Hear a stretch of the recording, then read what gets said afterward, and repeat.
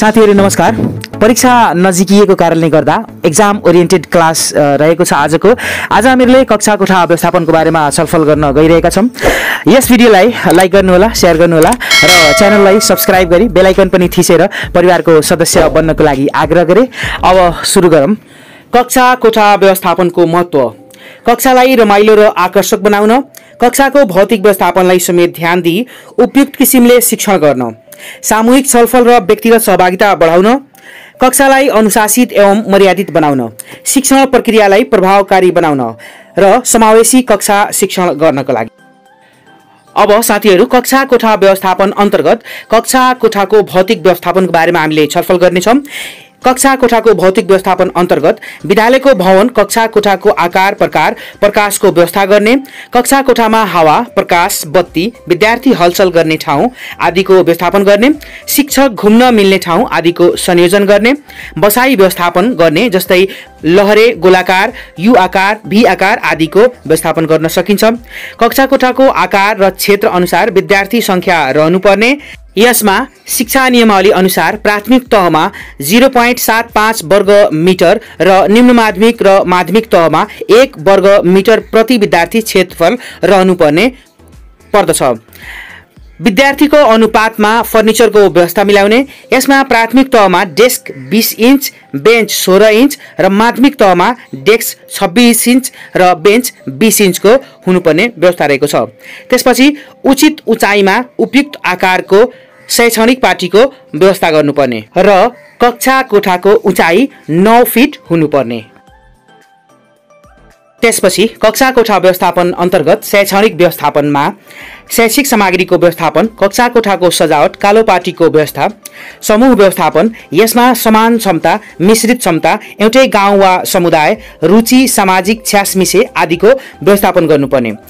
त्यसपछि शैक्षिक सामग्री तथा सूचना प्रविधिको व्यवस्थापन, अभिलेख व्यवस्थापन, आचार संहिता तथा कक्षा अनुशासन, विविधता व्यवस्थापन, बाल केन्द्रित सिकाइ रणनीति, शैक्षणिक संगठन, समय व्यवस्थापन, विद्यार्थी मूल्याङ्कन, कार्य उत्तरदायी तालिका आदि रहेका छन्। अब आधुनिक कक्षा कोठा व्यवस्थापनका आवश्यक पक्षहरू।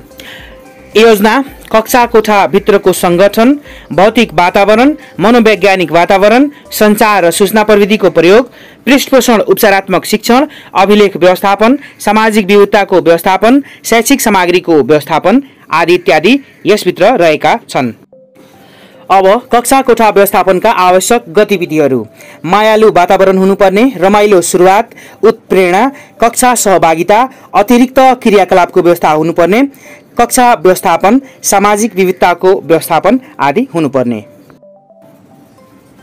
अब कक्षा व्यवस्थापन अन्तर्गत महामारी पछिको कक्षा कोठा व्यवस्थापनमा मनोसामाजिक परामर्श, समूह कार्यमा जोड, खेलविधि, समूह कार्य र म्युजिकल थेरापीको प्रयोग, विभिन्न समयमा कक्षा व्यवस्थापन, वस्तुगत र स्थलगत अध्ययन, सन्दर्भ पाठ्य पुस्तकको प्रयोग, उपचारात्मक कार्यकलापको प्रयोग, समुदाय सङ्घको सक्रिय संलग्नता आदि कुराहरू रहेका छन्।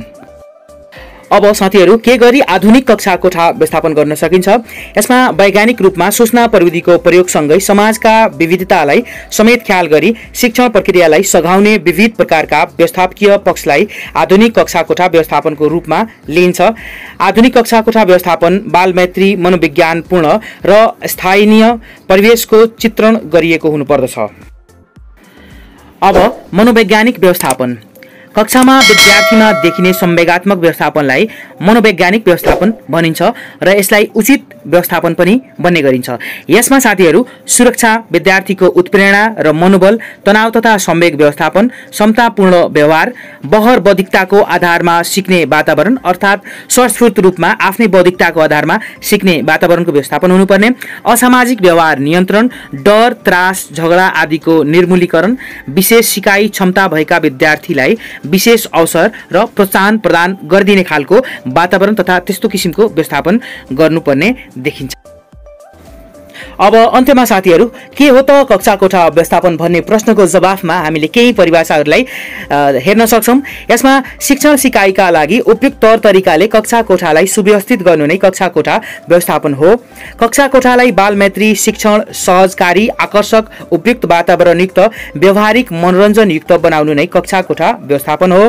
कक्षा कोठा व्यवस्थापनभित्र विद्यार्थीको सङ्ख्या उमेर र अवस्था अनुसार भौतिक सुविधा शैक्षिक सामग्री सिकाइ वातावरण कक्षाको आचार संहिता कक्षा सञ्चालन प्रक्रिया समय व्यवस्थापन विविधता व्यवस्थापन तनाव व्यवस्थापन अभिलेख व्यवस्थापन कक्षा कोठामा अन्तर्क्रिया मनोवैज्ञानिक व्यवस्थापन आदि विविध कुराहरूको व्यवस्थापन पर्दछ।